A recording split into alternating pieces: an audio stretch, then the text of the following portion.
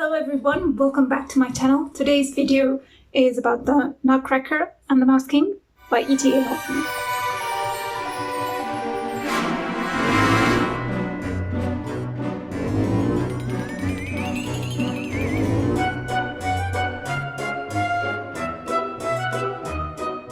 The first chapter is during Christmas Eve. There is a family gathering, there is a festive atmosphere. Drizzly Mare is invited. He's a court official and an important social figure.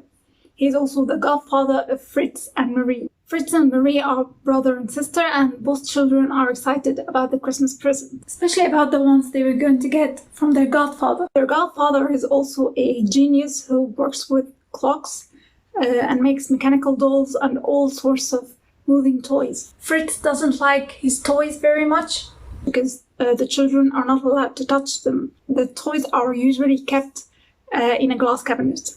In the evening, the children gather around the Christmas tree where all the Christmas presents are there.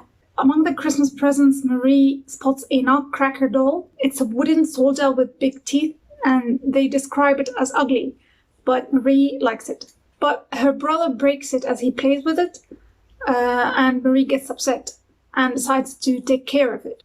At night, Marie goes to check on her doll, and to her surprise, the toys are moving. She witnesses a battle between a seven-headed mouse and the army led by the Nutcracker doll. The glass cabinet breaks and Marie's arm gets injured. Marie becomes unconscious, and when she wakes up, no one believes her story. The story about the battle and the mice. Her parents were worried and they didn't know if she was making up a story because she was feeling guilty for breaking the cabinet, or if she was actually unwell. Anyway, her godfather listens to her story and he seems to be the only one who believes her. And he starts telling her the story of Princess Pirlipat, who turned into an ugly wooden doll by the magic of the Mouse Queen.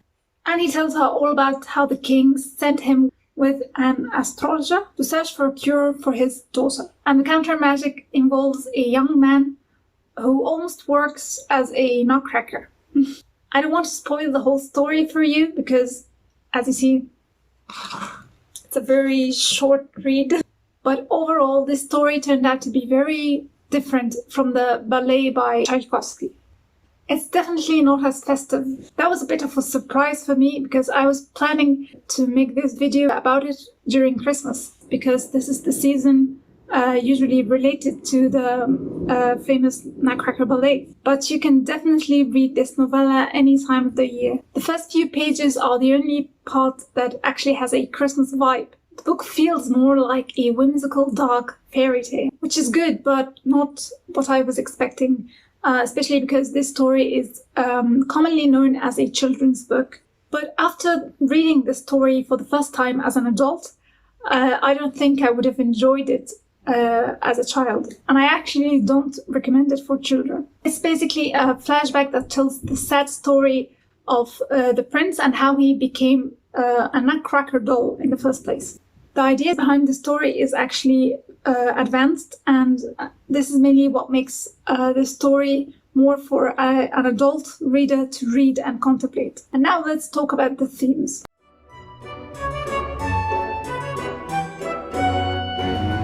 This is the unspoken theme that gives the story a melancholic feel. Marie is sort of lonely because of her imaginary story. When her godfather believes her, she feels that her emotions are valid and that she can talk about them with someone. The experience that she had and trying to communicate to the others is very dark and violent, and so it's rejected by her family.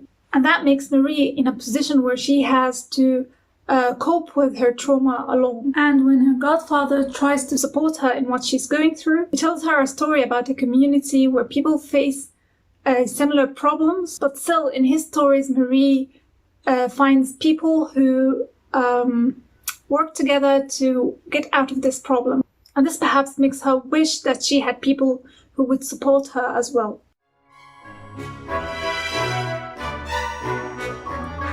The story kind of focuses on the idea of time and the loss of beauty. We see Marie's concern about the decay of the world towards a tragic end. The major plot moment that highlights this theme is the curse of Pirlipat, where she goes from being beautiful to being hideous. We notice that the toys represent humanity while the mice are the agents of decay. They also symbolize the passage of time, because old houses tend to be infested with mice. They are violent and they bring chaos and pain to the toys community. Mice are animals, which means that they represent nature. And this man versus nature conflict is very relevant to the theme. The entire story unfolds in a kind of a clockwork world. It seems that all events are kind of governed or framed by time. The war that happened between the mice and the toys started by the clock ticking strangely. Also, their godfather's present was a clockwork world with little dolls that go in and come out of a castle in a timely fashion like a cocoa clock. At first, the children love the present. It's very beautiful. But because the world is timed, it is predictable to them. And after a while, the children are bored of this clock. They want something exciting and unpredictable. So the children begin to invent stories with their toys. And this can be seen as a kind of a rejection to a monotonous, predictable world, which kind of makes them sad. So they entertain themselves with their imagination. And later we understand that they are using their imagination to deal with painful emotions. A very important understatement that makes this very clear is when Fritz says, "If that's how it is, then all your pretty little people don't mean much to me." Fritz takes the presents he gets for granted. Even if the story is a bit dark and not very festive, it still has Christmas as an underlying message. It's the message of hope and a new life. In this story, the Christmas spirit is the opposite of time's decay, and the Nutcracker is sort of a savior character, but also a symbol of Christmas. Through the Nutcracker, the story is sort of saying that beauty can be restored, because in the end, the Nutcracker changes form and becomes a prince and a human being once again.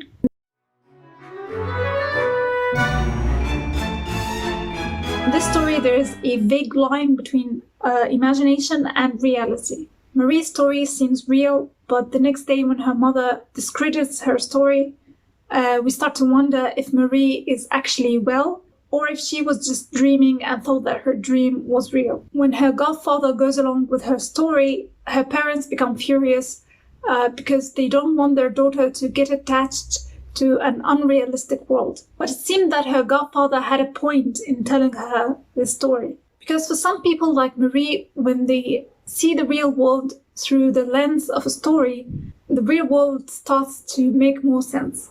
And until the end of the novella, we are not quite sure what is real and what's not real. The narrator is not quite reliable, and this what gives this story its mystery. It's not just about a girl who goes to the Nutcracker world like in the ballet. I think it's either about a young girl's imagination that becomes real for her, or a reality that becomes more interesting by a young girl's imagination.